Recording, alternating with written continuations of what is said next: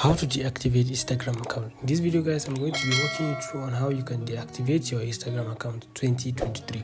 So the first step is to go to the three-line menu showing above your screen. When you click that, go ahead and click on where it says settings and privacy. When you click on settings and privacy, go ahead and click on account center.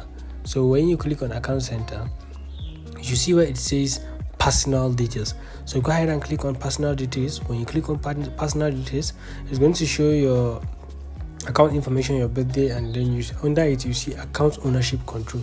Go ahead and click on account ownership control. As you can see, guys, deactivation or deletion. So you can go ahead and click on that.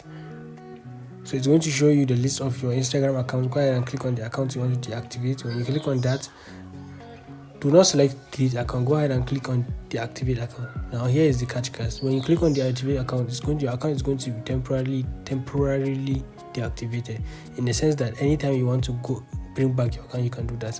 When you delete your account, it's going to be gone permanently. So go ahead and choose your option. When you choose your option, click on continue. When you click on continue, it's going to ask you or prompt you for your password.